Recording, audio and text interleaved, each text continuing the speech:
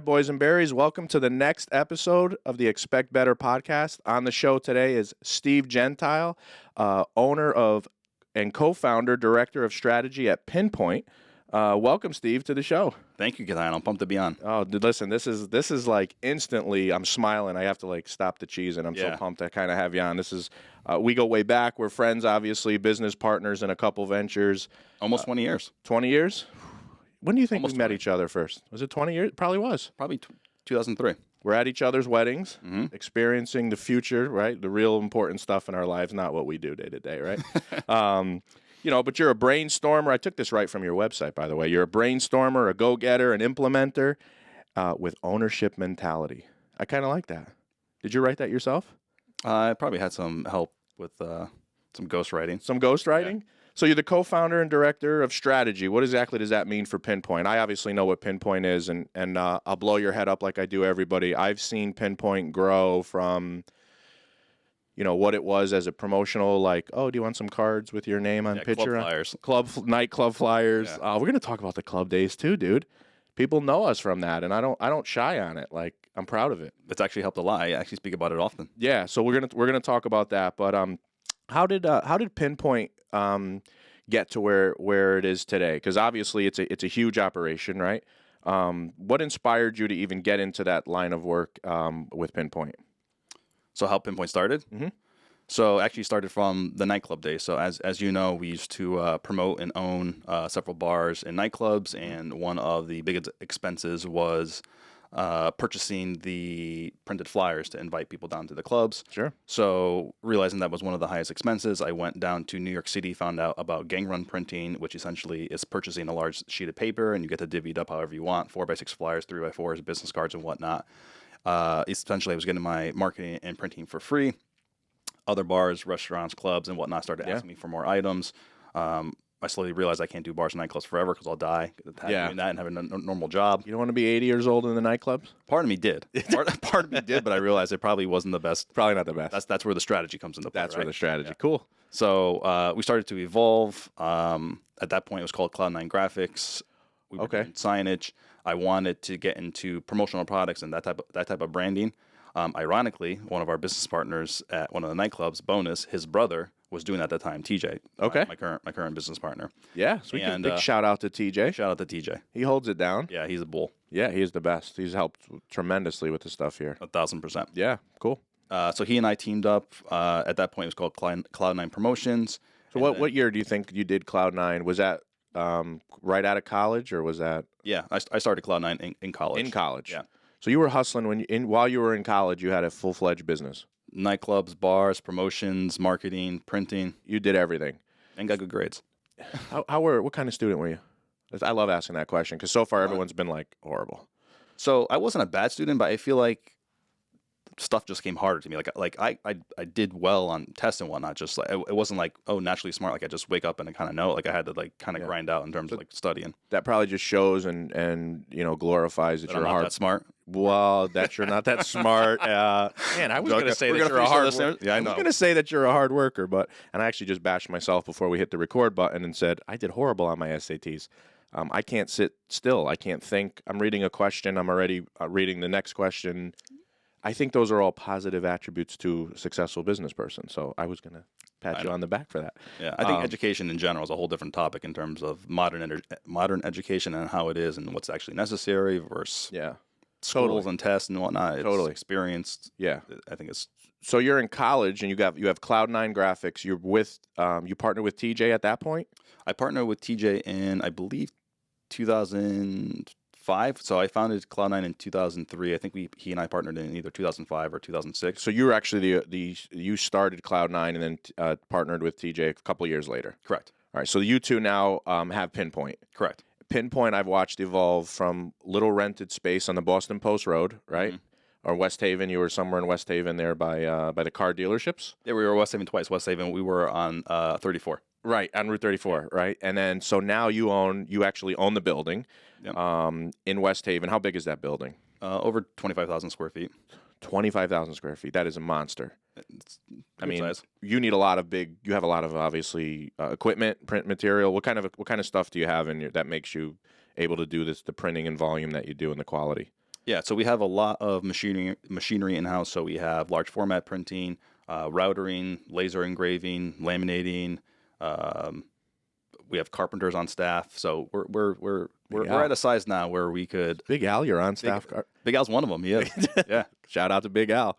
Yeah. So you're able to do everything in-house, which essentially helps you beat the competition. You're not waiting for third-party people to kind of mail, right? Yeah, we're getting to a place where we're getting pretty dangerous in terms of our service offering. So like, as a snapshot, so we're almost like a hybrid company. Like we're on the agency side in the sense of like the services where we offer creative services, strategy services and whatnot, but that's not necessarily our own focus and bread and butter.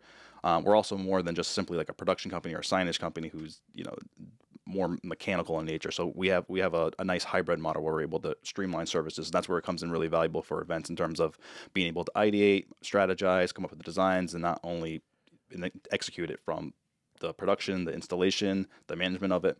So it's mutually beneficial because it really does benefit our clients. And so it has to, because I was looking on your website at some of the clients that you host, and throw out who are some of your clients. I mean, I saw Live Nation on there. I think I saw Pirelli Tire and Dove Soap. Like, throw out who some of the people are you work with so people can understand the magnitude of your operation. Live Nation, ironically, was one of our first clients. So Live Nation, we actually work with them on a national basis. We've worked with them for well over a decade. We deal with all of their venues nationwide. Wow. In particular, their PSS division, which is an acronym for Premium Seat Sales, as well as sponsorship.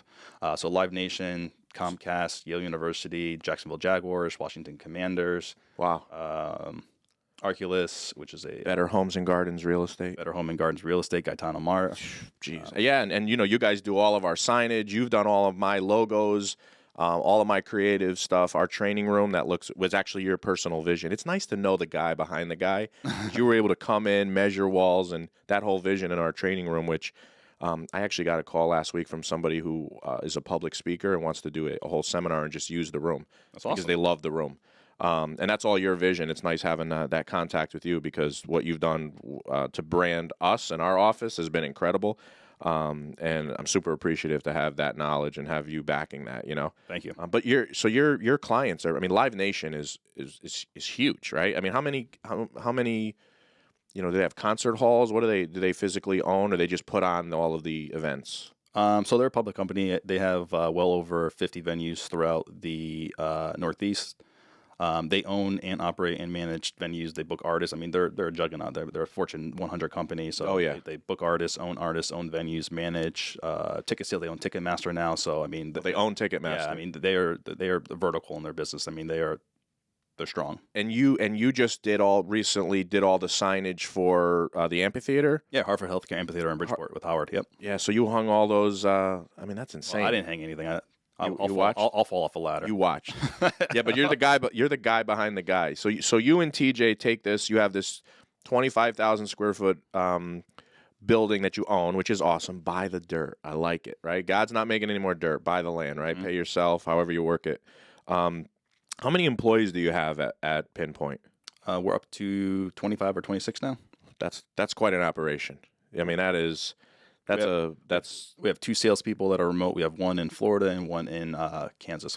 Okay. And what's the advantage to having kind of people all over? Does that help just get more business? They're just looking for more potential business? Yeah, I think from a sales standpoint, it helps with expansion and reach. So when you have feet on the ground in certain markets, they're able to go to meetings a lot faster. They're able to have certain connections and certain demographics. And, the way that our business model is structured, we're able to pivot and travel in a way where it makes sense. Plus, we have installation partners all throughout the country. Should it not necessarily make sense for us to travel? Right. So how did COVID affect 2000? When is it? March of 2020, COVID hits. How did COVID affect Pinpoint? Sucked. I mean, it sucked. It sucked, especially for, a good portion of our business revolves around events, and obviously the event world, Live Nation concerts, activations, things of that nature, just completely, shut down. Mm-hmm. I think why TJ and I have really done well, it's just the entrepreneurial spirit, and we have that just woven in and out of our company through our operating model, our onboarding, our values and whatnot. So being that we are creative and we have a production background, we temporarily pivoted our business to PPE items. We were actually manufacturing hand sanitizer. I remember. In-house. Yeah. I think I referred you. I made like $4 on a referral fee or something. It's more than we made. No, that's cool. But you have to shift. Yeah, in all seriousness, it did get us through. I mean, we're a very value-based company, so I think the most important takeaway from that is it empowered us to keep like 90% of our staff employed throughout it, which is really important. That's awesome. And I grabbed this also from your website, which I love. It says Steve's fierce passion for business and relentless hunger to never stop learning could be credited for much of Pinpoint's, and I love this, meteoric growth. That's a great. I'm going to actually use that now. Do you want meteoric? You want to be a real estate agent? Do you want meteoric growth? And I'm going to steal it. I can say I stole that from Pinpoint's website. You're welcome to steal it. I'm definitely taking it. Yeah. Its specialties include marketing, ideation, strategy, events, design, business development, always looking out for clients' best interests, and energized by thinking up exciting ways to energize and engage their customers. Steve lives out business coach Tony Robbins' words, the only limit to your impact is your imagination and commitment. So you're a big Tony Robbins guy? Tony Robbins, Jim Rohn. I mean, yeah, I'm like a professional development junkie. I mean, my car does not move without like an audiobook in it. Yeah. Oh, okay. Yeah. And the pod, you listen to the Expect Better podcast also? Of course. For motivation. So you went, I think I saw somewhere online a while back. Were you at a Tony Robbins event? Yeah, I've been to a few UPW, Business Mastery. What was your takeaway from that event or those types of events? I would say that the biggest takeaway is your state, like your mental state. Mm-hmm. If you're in the right mental state, you're able to just do so much more in terms of productivity, forward progress, momentum. Mm-hmm. So the state is key. Yeah. Just in a crappy mindset, you're just not really able to do anything. Yeah. You lose momentum. I mean, anyone could leave a seminar and get like obviously really motivated. Yeah. Like, rah, let's do this. But like the key is how do you take those findings and maintain momentum to actually do something. Yeah. With it. Once the fire is, kind of going down a little bit. I heard there's people standing at Tony Robbins events for like 12 hours straight. Is that true? Oh, it's like longer than 12 hours. They're like 16-hour days. The rooms are like 42 degrees to keep people are there in like blankets, like shaking. Really? Yeah. And crazy expensive, right? To get a ticket to a Tony Robbins is like thousands of dollars. $1,000. So anyone who's there is seriously taking their mindset and their business seriously. Except for the people that are in blankets shaking. Well, everyone else is. Yeah. Well, that just again shows your commitment and dedication to self-growth, right? Because as an entrepreneur, which you are, and actually I saw Dave Salinas was going to be on a podcast somewhere, and the title was, and I used this with Maria Conlon, who is a former UConn women's basketball player who I had on the show, but I used the word to describe her as serial entrepreneur, which I just noticed on Dave, and that's what I was going to use for you. I was going to say you are a serial entrepreneur. You've always been involved in businesses. You're always kind of wanting to see what's the next opportunity is for you. You dabble in real estate. You sell real estate as well. You're an agent here at Better Homes and Gardens, and it's amazing because as busy as you are leveraging your network to find a few deals here and there, right? I mean, what's your goal? I mean, how many houses do you want to sell a year? I mean, are you just like, hey, I'll do a couple and I'm happy with one a month. Yeah. That's actually my goal now. My broker role is just get one a month going and get your finger on the pulse. You can make good money, right? Yeah, it's a really nice side also. But like you were saying, like in terms of the network, I think that's to even take a further step back. Our ability to network even early on in the days, I attribute to so much of what could be considered any level of success. Just the people that people reaching out to you, the organic growth. I mean, there's nothing better than a referral and deals make deals. I keep saying that on every podcast, stealing that that line. But and so. The earliest networking, would you say that, I mean, and I will say this, it's not arguably the greatest nightclub promotion company that ever exists. You owned part of the greatest nightclub promotion company that ever existed. This is true. True or false? True. It's true. So, as did you. Well, yeah, thank you. Yes, we did it together. And we actually sold that thing for some money. Yeah. I mean, that was cool. But we learned early that networking and people is where it's at. Mm-hmm. And as great as that sounds to make money for yourself, it also, when you're dealing with people, creates the greatest problems because people are people. They change. They, have good days and bad days. And so you've been able to successfully manage people, which I think is part of the reason you're so successful. The nightclub days, What was your best party that, and for people watching, if they don't know, I mean, we basically had a monopoly on the nightclub game from Stores, Connecticut to, you know, did we go to Stanford probably? It was crazy. We had crazy stuff going on, right? So you know, what do you attribute most of that success to from your days as owning part of 22 Nightlife? I think the hyper focus on showing people a good experience, like actually caring about what people take away from it, how it made them feel, not necessarily just like the cover charge. Like how can you create something where you don't even necessarily have to promote it, but people had such a good time that they're going to organically come back, and not only come back, but then bring other people the next time. I think if you have that type of focus where it's your focus on others, it's not selfishness. I think that's where a lot of people just fail. It's you got to focus on selflessness, not selfishness. True. And I feel like it kind of grows itself. You promoted and marketed in an era where like social media was not what it is today. Mm-hmm. So what were some of the things you did if you owned a nightclub, which you did, let's just say one in New Haven, and you had an event going on? How were you able to network and get the word out to people of what was going on? What types of things did you do back then to get the word out? So that's a great question. So I feel it's almost part of a bigger conversation where I feel like some of the younger demographic today has almost difficulty socializing because of social media, which kind of sounds counterintuitive. But, people have, social balls online, and they're willing to say that. Hopefully I could say that. Social balls online. I like it. Where, they have no problem responding to a comment, but if you're face-to-face interaction, all of a sudden, no one's really sure to respond. So to go back to your initial question, I mean, it was just guerrilla marketing on the street. I mean, I used to go in college dorm rooms and go literally floor to floor and just knock on doors, like not even knowing who's in there. Guerrilla. Yeah, literally try to sneak indoors. I would stand outside like a creep, wait for someone to open the door, get into that other dorm room. I would drive up and down streets on the post road, go into businesses, salons, handing out flyers, malls. Malls not only so much. Once for CV Sundays, we were having burgers and beer party, something like that, and I dressed up like a hamburger in the mall and got escorted out by the security. You have a photo? Please send. Darius, can we get a picture of Steve maybe in his hamburger outfit? And we'll put it in the show? Perfect. All right. That would be awesome. That's hysterical. But yeah, that's guerrilla marketing and actually I tell real estate agents who are trying to get going, I mean, social media is always going to be the first thing out of my mouth. You got to be on it, you got to be relevant, but try the old school talking to people, right? Try calling them, like send them a letter, like a handwritten letter, because it actually will have a greater effect now, I think, or will be a nice compliment to just the social media. Yeah. And even business-wise today. So obviously, social media and email is so much of it because we live in a technology age. Yeah. But I'll call prospects, like a client that I haven't had a relationship with. I'll send them a couple of emails. They don't pick up. I'll call because just the phones don't ring like they used to. Mm-hmm. Yeah. No, I mean, we got to get more people kind of doing that. Yeah. I'm old school in that sense. And that's good, I think. I think that's good. I think it's a great way to separate yourself because a lot of people are just doing the emails and how many emails do you get a day, Steve? I hate it. So many.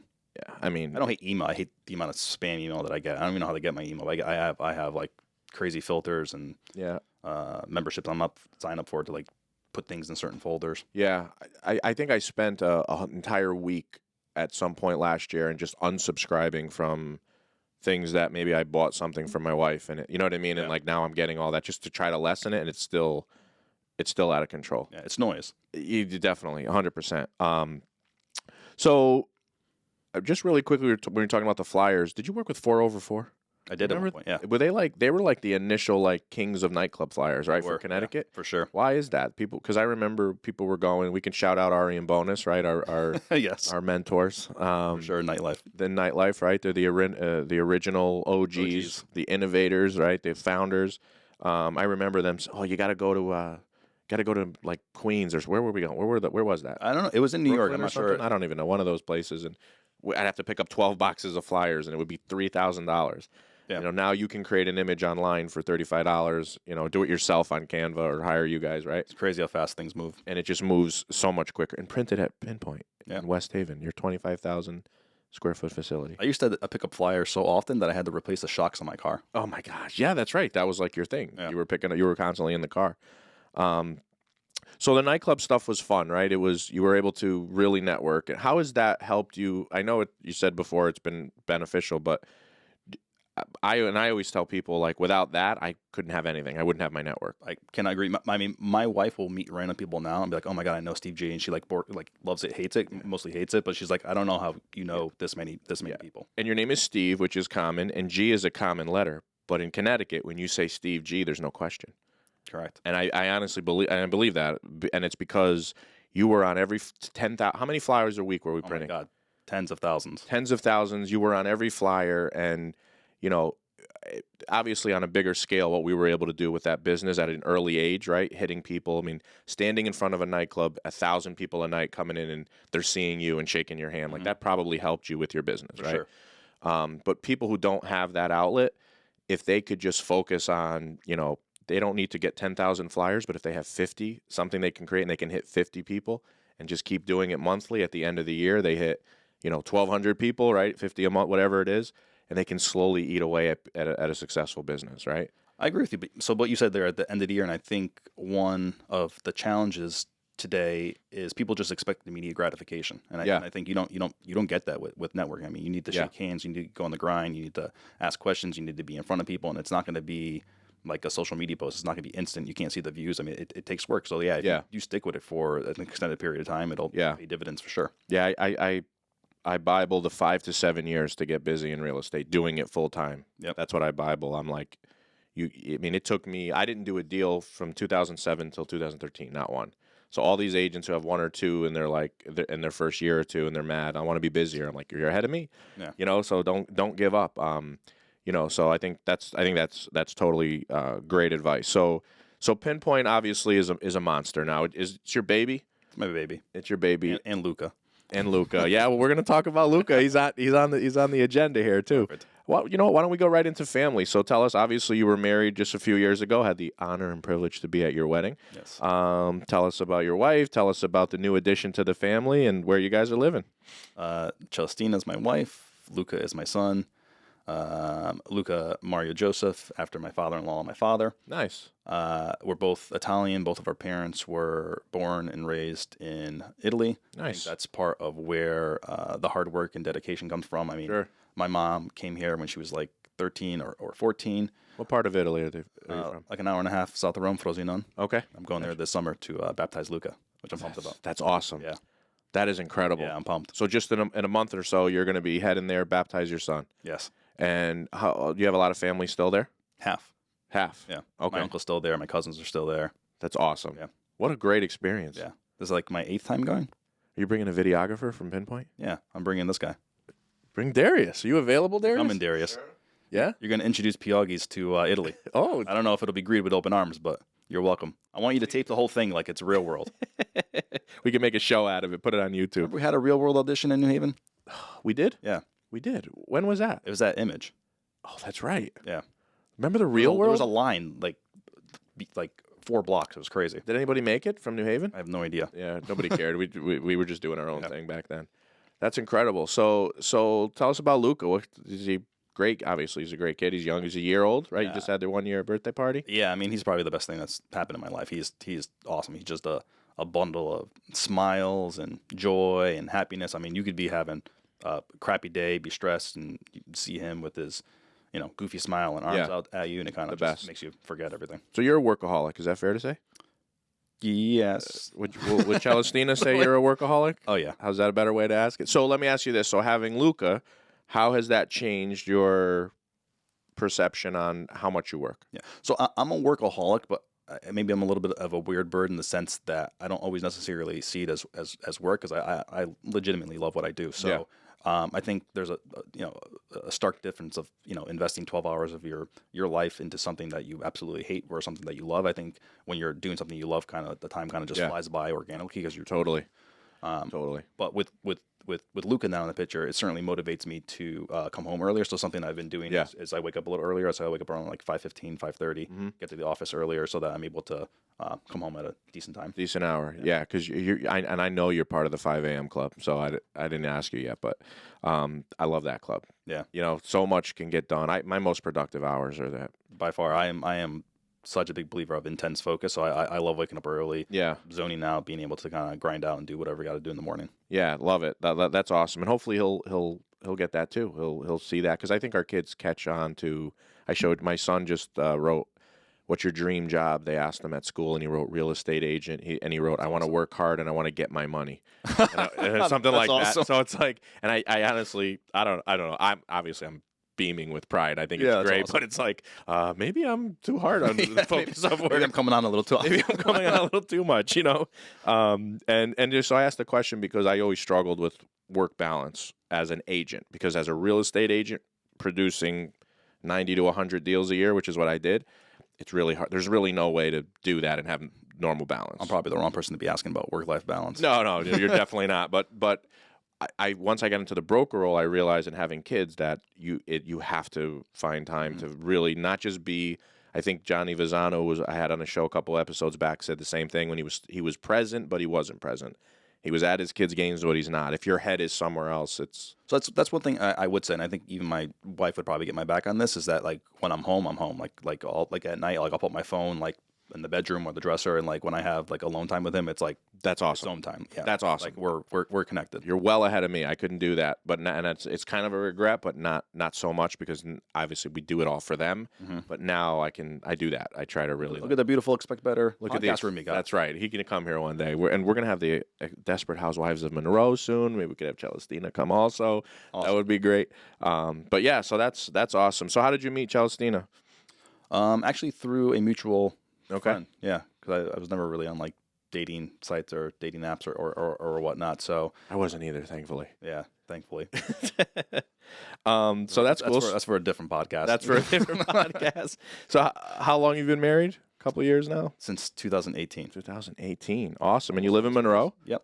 Right. So and I actually have the privilege and honor of saying that I sold you your house. You did. I think I was one of the first houses that you sold. You were definitely one of my first, maybe my second or third house, actually, when I, because as I told you, I did nothing from 2007 to 2013. Mm-hmm. When did you buy your house? 2014. But remember, it was a short sale, so I think we had the offer in 2013. Correct. Yeah. It was a crazy story. Then, like, the agent died, and other people wanted it, but the agent who took it over was kind of lazy. So, like, because of her laziness is the only reason we still got it. Nancy. You still know her name. Nancy. That is sick. Yeah, she put me through hell. But that's okay. We got it done. And what a great, if you look, obviously, oh my God. You scored on that house. Yeah. It was worth the wait. Yeah, for sure. I think short sales are going to come back. Not how they were. Yeah, not how they were. Because we don't see that crash like from 08. That was intense. I mean, that was just. Yeah, I mean, I did tons of short sales, and you just had to. You'd say, "Hey, any update?" I'm like, "Nope, got nothing. You just got to wait." And you were great. You were patient with it. But it's just a pain because I've done a couple of short sales, and you know, especially if there's like two mortgages on it, and one approves, and then you get all the way to the end, and it falls through. I mean, anytime a buyer's interested in a short sale, just prepping them in terms of this is a journey. It's going to be a long time. Like just set the expectation up front. Can we talk about Chino? Is Chino still alive? Chino is somehow still alive. How is Chino still alive? He was twitching when he was like 10 years ago. So I'll give the background. So I purchased my first condo in Hamden in 2006, which was Mix. Is it Mix? Mix Ave. Yeah. Come on. You got a good memory. I do my research. Which is to date my worst real estate investment to date, simply because they were brand new. I walked in like I was Columbus, just saw it, and I was like, I'll take it. So I was the first one there. So I was a good one. Like I was Columbus. So I had literally the whole entire complex to myself for a significant amount of time. You were the first buy of the development? Yes. Oh. Yes. Was it at least built, or was there like... No, it was built. Okay. I mean, it still had like the... things had to be painted and whatnot, but it was like, that new smell. People that buy new developments, they're the first one in. They buy their house. So for the next 12 years, there's a bulldozer in their backyard. Yeah, no, that was built. Yeah. Okay, I remember. I remember being there. So it was nice. Yeah, so I lived by myself. It was a one-bedroom condo, and I wanted a dog. And one of the stipulations was the dog had to be like under like 15 pounds or 12, something ridiculous. So like obviously, you have a teacup Chihuahua. Like Do you have a teacup Chihuahua? Teacup, no. Do you have a teacup Chihuahua? I don't. Get it out there. Dude, Chino's badass. He's Chino's dope. Yeah, I can't believe he's still alive. Dude, see, my options were like a Chihuahua, a ferret, a hamster, maybe a rabbit. So I was like, Chihuahua seems like I'm not really a cat guy. Oh, that's great. So I got Chino, dude. He because this is when we were still doing all the nightclubs days. Yeah. Like my buddies would come over after like the bars and nightclubs, and we would have like contests of who would stay up longer. My buddy Tone or Chino, and like he would just hang out on the couch with us eating like snacks. Like he has I don't know how he's still alive. He has a horrible diet. He would like literally eat what we eat. Was there something wrong with him when you bought your house? I thought he was gonna like days away from dying. No, at one point he had he like not broke his neck, but something happened with his neck where I had to pay for like beyond like $7,000 of like neck surgery. What? Yeah, he's a very expensive chihuahua. How did he hurt his neck? I think he fell. I actually don't even know how You don't he hurt know. his neck now. Oh my God! Well, we love our pets. You know, you pay. Well, I gifted him. So because of my busyness now, in full transparency, I gifted him to my parents years ago, and you guys are doing great with Chino. I really appreciate it. But he also has a good life, so he gets pet. Well, then that's every day. awesome. Yeah. Gino's still around. So let's talk mom and dad and your siblings. What's mom and dad up to? And you know, I know you have siblings, but tell everybody about growing up young Steve G in Trumbull. In Bridgeport. Bridgeport. Okay, so tell us about those days, mom and dad and siblings. Grew up in Bridgeport, North End. Parents are amazing. They, I think, laid the foundation for a lot of what me and my siblings are today in terms of the hard work, the hustle. I mean, they are the definition of selflessness, not selfishness. My dad worked during the day, and as soon as he came home, my mom went to her job at night. So like they just were tag teaming, trying to hustle. their income. Yeah, Great people. I mean, obviously, mom and dad are great. I love them. I mean, not only are they great from that sense, but even when we were doing parties and nightclubs, dude, my parents would come. That's I know. not normal. Every time we opened the place, your dad was the first one to walk in. He's like, "I'm here to support my son." Like, we're not open for another half hour, Dad. But like just supportive. And Yeah. I think it's something like in real time when you're younger, you may not necessarily like process or in terms of like the foundation and the values that you're learning day to day, but that supportiveness, the willingness to listen, watching them hustle. It wasn't like they got home and like, oh, we're so tired, let's just kind of like watch mindless TV. They just kept on like going back to jobs just to kind of give the life that they wanted us to have. So you grew up in Bridgeport, you said? Grew up in Bridgeport, then moved to Trumbull. Madison Ave. Come on. Doing some creepy research on me. Very creepy. Very creepy. So Madison Ave. You have two siblings, right? Yeah, I'm the oldest. You're the oldest. Yep.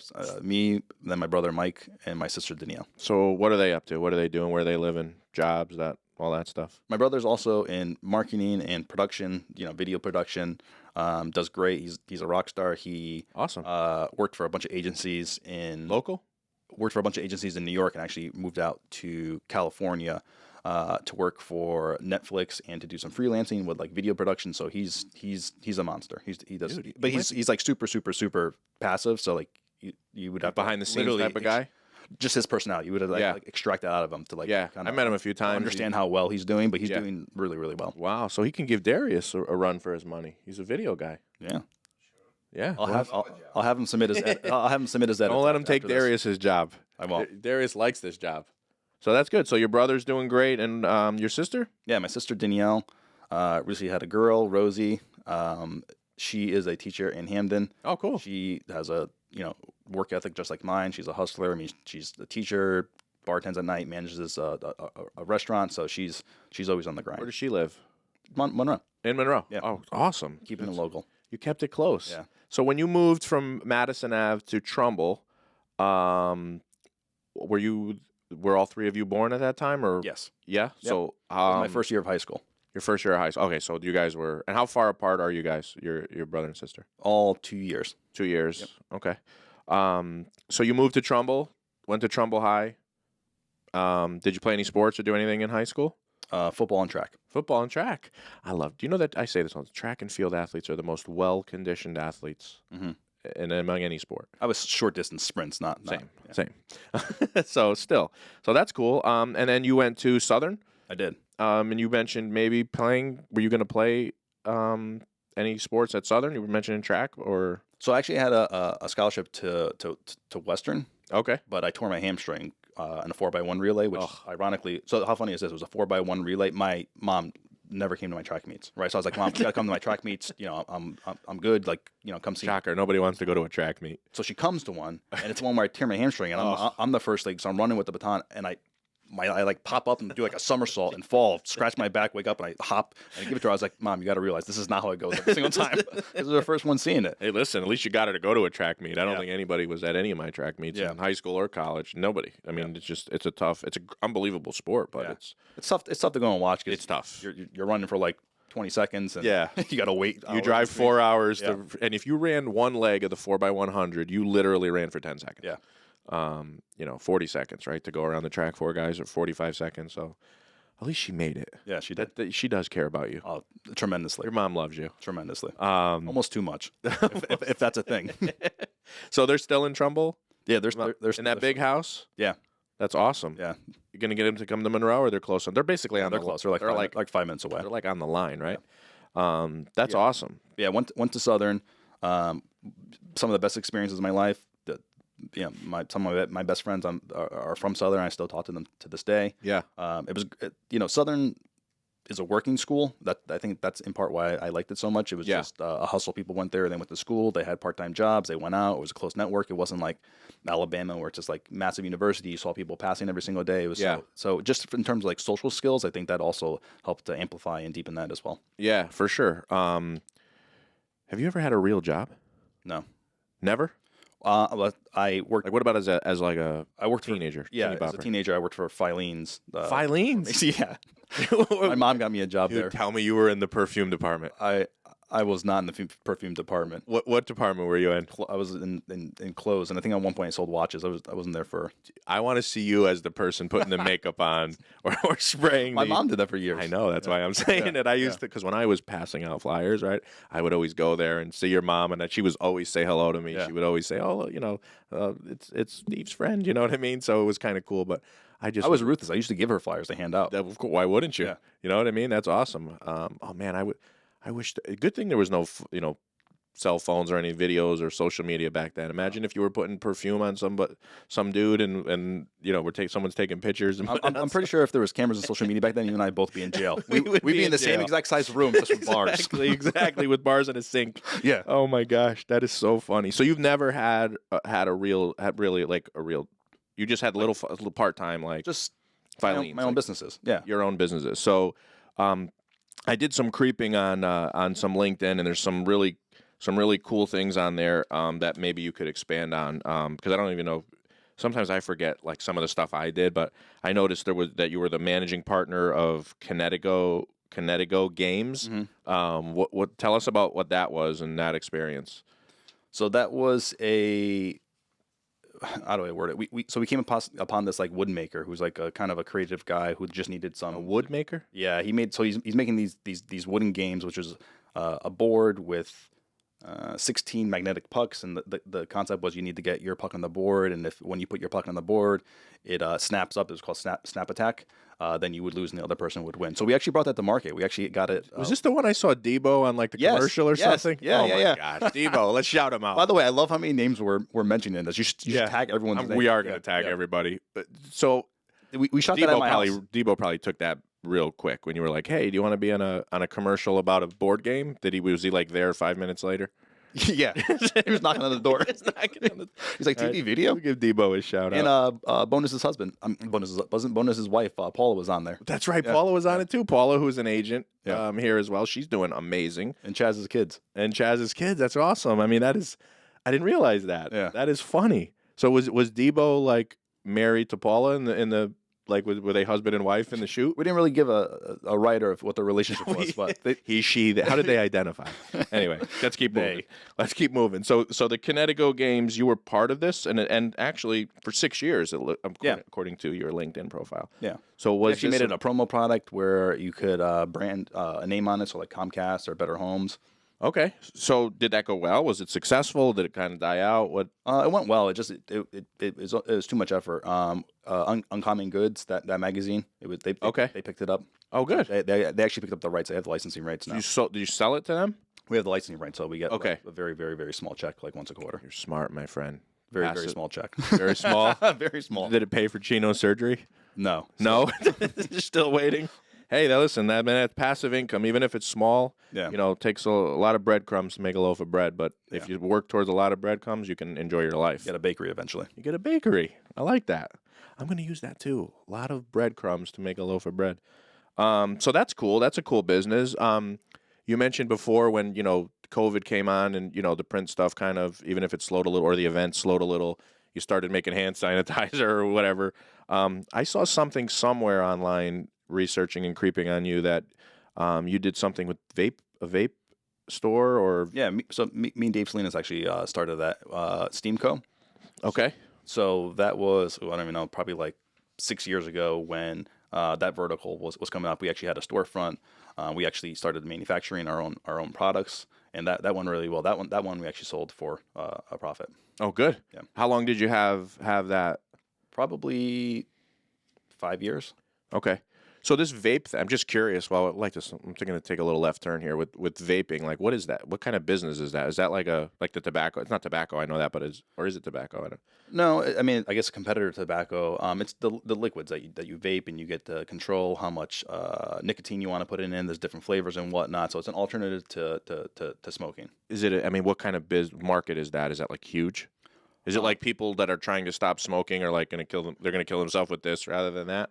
Like, to some degree. I mean, unless you're drinking, water, I guess theoretically anything could be argued that it's not necessarily great for you. Fair enough. But the regulation started to become too much because obviously big tobacco has a lot of backing legislation, and whatnot. So the amount of red tape that we were foreseeing that we were going to have to encounter started to become not necessarily an ideal business model. And at one point we were thinking about opening up multiple locations. We had a sales guy in Florida, so like we were kicking ass and taking names at one point. Just one of my phrases that I used often is like is the juice worth the squeeze? And I think after kind of assessing that and taking into consideration some of the other businesses that we collectively had together, it may not have made the most sense. Yeah, that's if you can't scale a business, right? Yeah, maybe you won't make as much money, and having one shop doesn't seem to maybe be that profitable, right?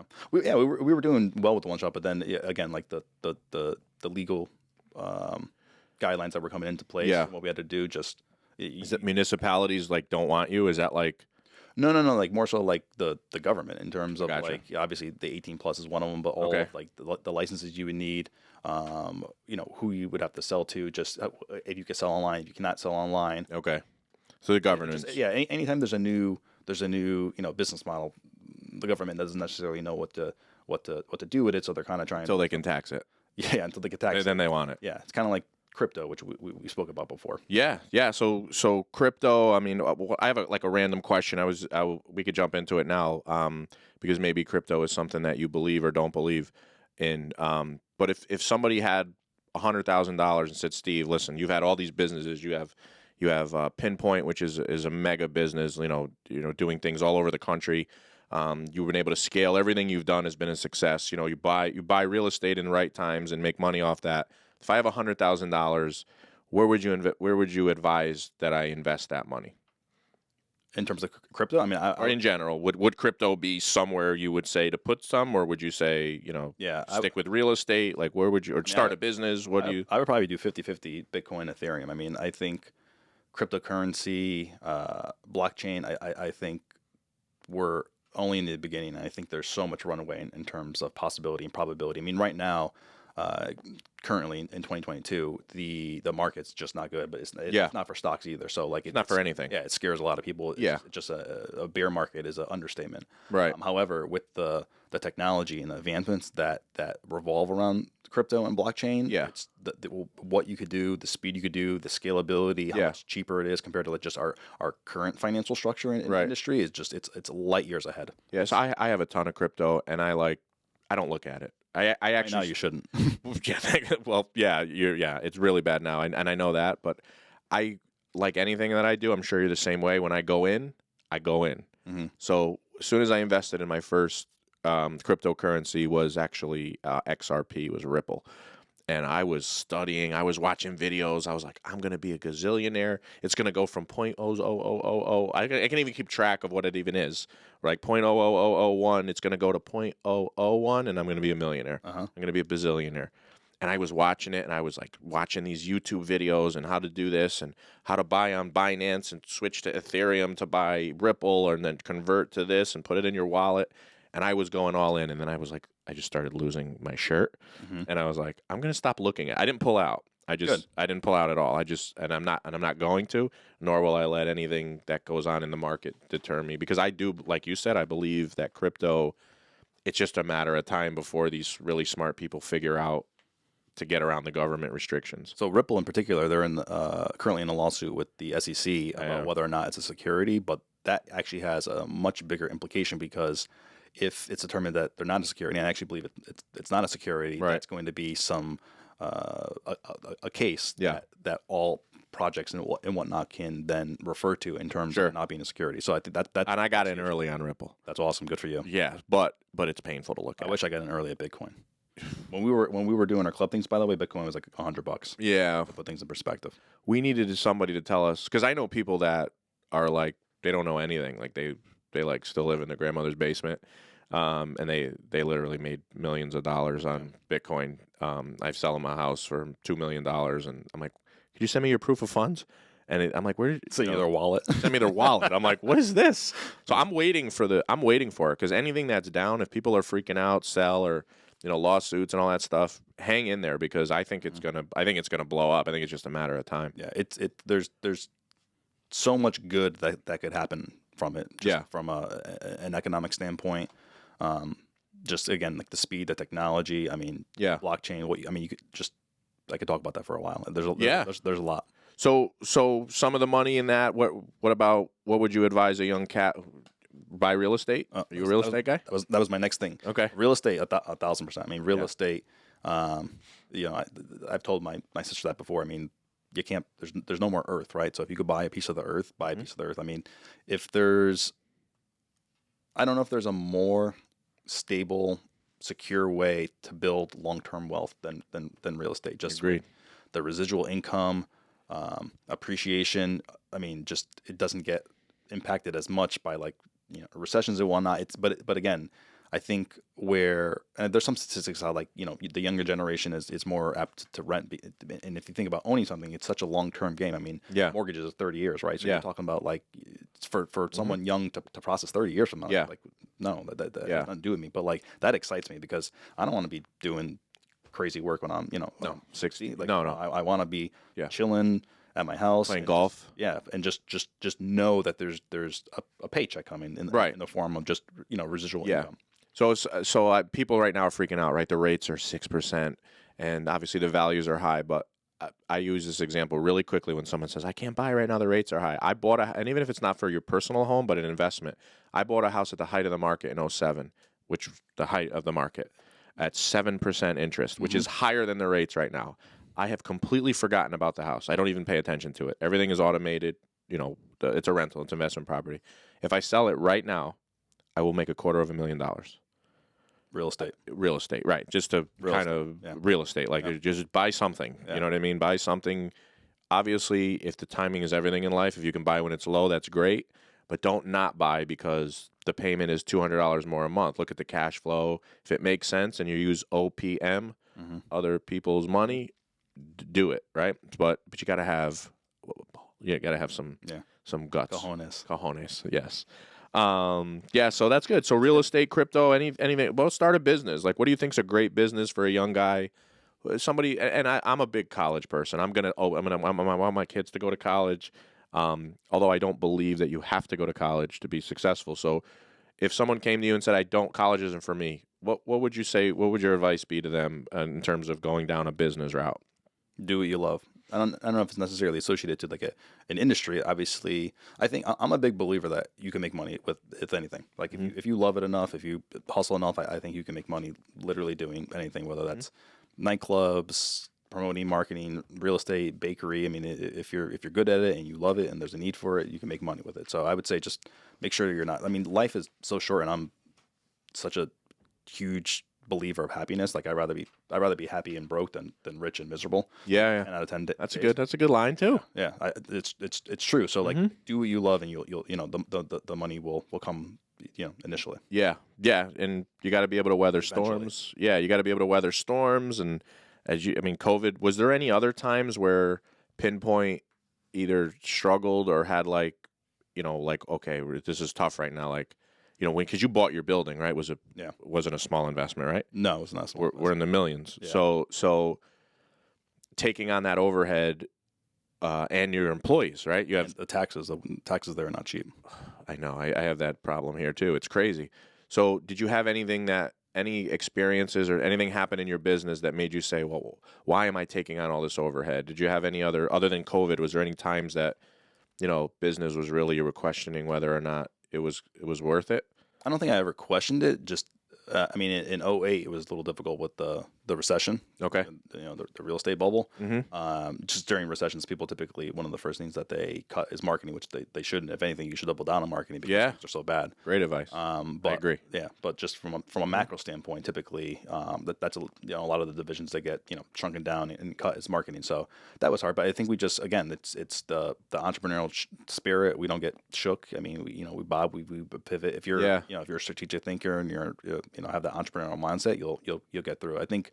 And that's part of where you're asking earlier about, one of the things that's important is state of mind. So if you get into this vortex of negative thinking of this is going to happen, that's going to happen, this is going to be bad. I mean, you're just going to be your own worst enemy, and then you're going to, it's going to come to fruition what you thought. And what's the point of saying, aha, I was right of all your bad thoughts when you could easily turn it around. Totally. Yeah. I mean, you just keep head down and keep going. I think I read, or I'd love to get your advice on this, that real estate recessions and market shifts happen in years of 7. Cycles of 7, right? So 2008 crash, 2015, nothing happened. Now it's 2022. Mm-hmm. Something's happening. Yeah. I thought it was between 7 and 10, but even the same thing with the stock market. And trying to, even like dollar cost averaging, like trying to buy at the bottom all the time, it's just not happening. There's all these stats out there in terms of you just consistently invest over time, like you're going to be well ahead of first trying to time the market. Yeah, maybe not make as much on some, but you make something versus making nothing. Yeah. Is there a safer investment than real estate? A safer investment? I mean, I guess you could do bonds, but then you're just boring. That's who wants to do bonds? I mean, I'd rather just. I think it was my brother. Somebody just said you could buy I bonds and get 9% on a year. How long you got to hold them for? A year? 1 year. That's not bad. Not bad at all. No. I don't even. What's an I bond? I don't even know what that is. Oh. I like to be with people Maybe it's by Apple, an I bond. An I bond, or like something online that's just who knows. My brother's much smarter than me, also. So yeah, I mean, but 9%. I mean, that's great, right? And I will also say, but it's boring. It's super boring. I can't do boring. I mean, I rather roll the dice. We'll go out to Leonard. So where's all your money, Steve? It's in I bonds. Yeah, that's right. I'm a swing for the fence type of guy. If I'm going to do something, I'm going to go all in. I'm going to give it my all. Yeah. If it does not succeed, I know for sure it wasn't because of lack of effort or lack of trying or whatnot. Talk to me about a failure. Give me. I mean, you people succeed because they fail, right? So like, is there a failure that you've had that jumps out? I mean, even if it's not on like a grand scale like this business, but like maybe something that you've done that just didn't go the way you planned. I've had a lot of failures, small failures, all of which I've learned from. Mm-hmm. I guess one in particular that stands out was more so like on a project-based basis. We were doing something for American Express and Shop Small Businesses. Okay. And they had a partnership with USPS, the USPS Postal Service. So we were doing all the banners, and we had to ship them to like, I don't know, something crazy, like 8,000 businesses or something like that. And we used our UPS account because that's what we have, right? Sounds like nothing. That did not go well. I mean, we got things returned to it, and part of it was UPS had to ship to USPS, and do you know that they'll deny it? They won't. There's like some type of like why? Internal, like because they're who cares if you get your stuff, dude? That's what I learned. If there was a partnership with a certain carrier, obviously use that carrier, and I obviously use that carrier for shipping all of them. But that was a nightmare. That was not fun. Did you lose the account, or did you not? Like, how did you? We didn't. How did they get their banners? Some of the USPSs accepted them. Some of them were not, so they got returned to us. So we had to ship them via USPS. It was more so unpleasant conversations than it was, losing a client and whatnot. And it was just tack it on in terms of business maturity learning. Yeah. Don't use UPS to send USPS. That's interesting. Yeah, that's very interesting. Yeah, I mean, because you're dealing with some big brands, right? Like Live Nation's a huge company. You mentioned the Jacksonville Jaguars before. I mean, you have to fly how do you do that in Florida? We have a team in Florida. Okay. If the project is big enough, we'll bring people down there. But we're all about process. I mean, we hired 3 new people this week, and like we have an onboarding binder that's like this. In Florida or No, here? Connecticut. Oh, Connecticut. Okay. Yeah. So, but we're just dorks with processes in terms of like that. I think that's part of being able to scale any business is having defined processes and being able to. Yeah. I mean, I want to get to a place one day where I don't necessarily need to be working, in the business. I could be working on the business, and Sure. and I'm certainly getting there for sure. But just to the point where not only do you have competent people, but you give them the playbook in order to be successful. What's the end game for Pinpoint? Is that the end game to just keep growing it and almost have it on autopilot, or I think keep growing. you want to double in size, or you kind of maintain what you have? What do you? We want to get to a healthy size. I mean, we're a pretty healthy size now. I mean, I will say this: I never want to get to a size where we're unable to service our clients, where we're unable to provide that, because I think that's it is what has attributed to our growth. So, a healthy size where we're still able to give that service where we actually care. And I think growing it to a point where we could start another business.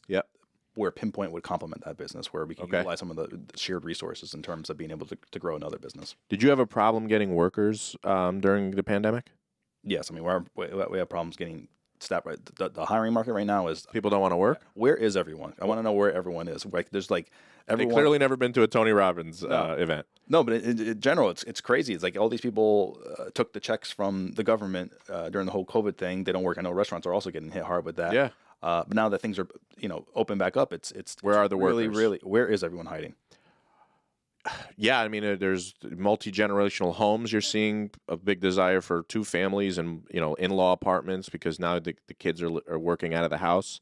I don't know. Like, what are people just all working remote, or are people afraid of COVID? They don't want to be out. I'm just worried about that from a future standpoint, because like Luca, my son, is going to definitely have the mindset that hard work, hustle, in addition to being smart with your money is a big part of it, but just people, and I think honestly, social media, I have such a love-hate for social media. I really do. I think it's such a contributing factor to people just wanting immediate gratification and wanting it now if it doesn't come now. So if you don't want something now on social media, you just scroll. You go to the next thing, or but like in real life, if you're not getting your way at a job, it's not like you just quit tomorrow unless like it's an extreme situation. But how can you adjust? How can you pivot? How can you improve yourself to the point where you prove your value, you prove your worth, not simply because your friend down the road is making more than you. Like what are you doing to be a contributing team member, so that we want you part of the inner circle. We want to rise with you. Yeah, I love people that want to be with people, right? Yeah. Like, it's lonely at the top, like by yourself. I see successful real estate agents who do 40, 50, 60 million dollars completely by themselves. Yeah. And they're miserable with their money. And not a good life. It's not a good life. No. Like I say, everybody can always get a better deal somewhere. I'm sure if you called any other brokerage and said, "Hey, raise my split 2%, I'll leave," like they'll give it to you, because if it's a dogfight for agents, right? Yeah.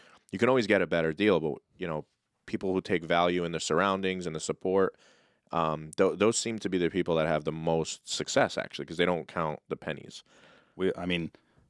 Business is about relationships, and the great thing about Pinpoint and our team is everyone's working in our office now. Right now, it's definitely like a hybrid environment for the most part. But not only do we really not get pushbacks, people want it. Like, people want the collaboration. I mean, COVID messed a lot of people up from just a social standpoint. So totally. People want to be in there for collaboration, for working together. Yeah, it's a really healthy working environment. We get complimented all the time about. That's awesome. Then clearly you've created an atmosphere and an ambiance that promotes that, wants people to come in. I mean, if you got 20 employees, I mean, that's cool.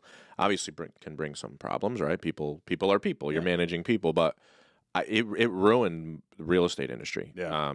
Agents don't want to come in. So, I mean, I find myself doing Zooms constantly and one-on-ones, because I can't put together a schedule that will get me 10 agents to come in at a time. We're actually doing our next, I'll tell you this right now, we're actually doing our next Q2 meeting in person. I like it. I'll be there. Yeah. So I'm excited just to get people together, and because who knows what the winter's going to be like, if we're going to have the Omicron virus or, we're going to have monkeypox. I don't know what the heck's going on, but we're going to get together in July at some point. Teresa knows the date. We already picked it. I just don't know what it is. I'm there. You're there. I love that. You're a total team player. You've always been a team player, which is why you've always been included. And I mean, all of my early stuff we did together it was so much fun. We had so many good events, and like we would hire these famous people, and we had the guy from New Kids on the Block, Jordan Knight. I picked up Nicki Minaj in my car at Tweed New Haven Airport. I don't remember what year, but Nicki Minaj would never fly Right now? into Tweed, New Haven Airport. And she that she was literally nobody, and we kind of spotted her talent, and but I was so cheap. I didn't even send the limo service. I picked her up myself. The store. TJ picked up big hands for Dolphins Cove. Big hands for CVU Sundays. So listen, one of my questions here: what was the greatest party that Steve G ever threw? I mean, I CVU Sundays has a soft spot in my heart. I mean, it says it right here, Steve. I knew you were going to say that. I mean, 10 years on the deck. I think in part I really liked it because it was seasonal too. It was only in the summertime. Yeah, so and you get a break. Yeah. So you had 10-year run at Dolphins Cove. Yes. In Bridgeport. Yep. So you're not in the best area over there. Yet somehow how many people would you bring, through your putting your name, you put hey, Steve G, and I know you had some, Frankie and other people involved, which is great. But you throw Steve G's name on a flyer, and you get how many people on a Sunday night showing up in the what end? I wish it was that easy, but thank you. But just throw your name on a flyer. Take the glory when I'm giving it. Thank you. Take the glory. We would have over 1,000 people. Yeah. And what that place probably hold 400? I mean, 450. 450. I mean, thank God the fire marshals were never really out because they were asleep at 5. They left their job at 5. But if the fire marshals really cared about, occupancy, all they had to do was go to a nightclub or anywhere that we did. I mean, places that held, we'd have 1,200 people. If you actually read the fire code on the door, it was like 75 people. Yeah. Persons, it says. I think it says persons. 75 persons. Yeah. So I don't know how we got 1,000. It didn't say people, so I was confused. Yeah, we were confused. Persons, or he, she, they. I don't know. So Seaview Sundays, is that your grade? Is that bigger than the R Bar days? I mean, our bar was awesome too because we owned it, so that our bar was fun. That there was different themes on different nights. It was Friday or Saturday, 2 floors. I mean, those in part our college days. Then girls going wild. I mean, it was wild. It was. I always say it was great until I was 3 feet away from the guy getting murdered in the White Room. There's actually video of when it happened, of me freaking out, running out the side door. And then when the whole club dispersed, I walk back in and you see me, there's a body on the floor, and I just kind of look over the body. I don't know if I remember this or know this. Yeah, it was intense. Maybe I probably shouldn't have laughed there. It was pretty intense where you got out at the right time. So I walk over, and you just see me look over. There's just, blood on the floor. You walked over the body, or you walked over around? Around. I didn't go over. I went around. That would have been rude. But I just looked there, and actually it was very shortly after that I made my exit from that business. Yeah. Because it just was going obviously down a different. You can't do it forever. You can't. But we were Van Wilder, dude. I mean, the life expectancy of it's maybe a couple of years, and we did it for decades. Yeah. Over a decade, right? Over a decade, easily. Right? Maybe 2 with Seaview Sundays. Yeah. And I think you're brilliant by doing that type of event where you got 12 weeks in the summer, or whatever it is, 15 weeks of Memorial Day to Labor Day, and then just make your money and then pack it. And why did that stop? Someone get killed there? No one got killed there. I mean, underage drinking. The people that came down there it's just a good vibe, good people. Yeah. I think. Again, just with age, I think we were just getting tired of just doing every time. Again, I had Pinpoint during that time, so it's hard to be there Monday morning and be like, "Hey guys, it's Monday, let's do this." And we're getting home at 3 a.m. But why did you think the owner? I mean, how do you pass on that kind of money? Like the owners, were they just were like, "Okay, cool"? I think they tried to do it on their own after that, and it didn't. It doesn't work the same without Steve G on the flyer. Rob Newberry, you need your classics, right? Yeah. John Estrada shows up, and You need those Chaz Tanaz. You got to get the players in there. You get the players. People want to go. That's funny because we laugh now, but we were like, people actually wanted to come to the stuff. I actually told my wife if I knew now what I knew then, we were borderline rock stars. I mean, it was crazy. It was not a bad life. It's fun. It was fun. Yeah. And now we're all grown up. We're family people, which is the theme of my show, which I love, and the success stories that you've shared. So if you watch other shows that I have on. So many similarities between what you've shared about your life and your success with people who are much older than us and way more successful than us. And as I mentioned, I don't want to be the smartest person in the room. I want to hear from other people. And I think you seem to be going down that path, and you're already there, and just are going to continue to grow, kind of in your business. What does a day look like for Steve G? What is it? When you wake, I know we mentioned the 5:15 waking up, but what does a day look like for you? So I'm a door guy. So I plan my night the night before. I still do journaling. So I journal every night in terms of, my task, my goals for the week, my goals for the month, my goals for the quarter. So I have a sheet. That's awesome. Yeah, I have a sheet called my MVPs, my 3 most valuable priorities that I fill out the night prior with what the tasks are. Awesome. Individual things. I can share the sheet with Daily? you. Daily. Wow. Yeah. Because it doesn't sound like a lot, but if you actually get 3 banner tasks done throughout a day, it's a pretty successful day. Yeah. So a lot of it's email management. I mean, I have a assistant now who certainly helps out with my emails, but I like to focus on strategy, business growth, helping clients grow, helping brands grow. So that's where right now we're working with Binance on a bunch of items. So cool. I really like helping to strategize how we could amplify the brand, how we could activate them, where our services come into it, and how we could really make them proud in terms of what we're able to deliver. Yeah, and it's such, if you go to your website, which is experiencepinpoint.com. Correct. Experiencepinpoint.com. That your services that you offer is not just like, yeah, we'll create a flyer for you. I mean, and as I mentioned before, you've done all of my, you know that, right? You've done all of my branding, from nightclubs to real estate. When I had my team, you personally put the decal on the wall at our last office. I Personally. get my hands dirty sometimes. I might need you, actually. I have another one out there. I'm waiting for Arnie to show up. I got you. Arnie, where are you, Arnie? So, yeah, and you've done everything here. You've done the signage out front. And I was a little crazy because I wanted to keep what was there. TJ probably wanted to kill me. I was like, I don't want a new sign. And he found a way to, stone facade the bottom and, come in with the letter. You guys really, you do everything. Branding, social media, being relevant in your market, and just giving advice where there are a lot of people, especially in real estate, that don't know how to do that.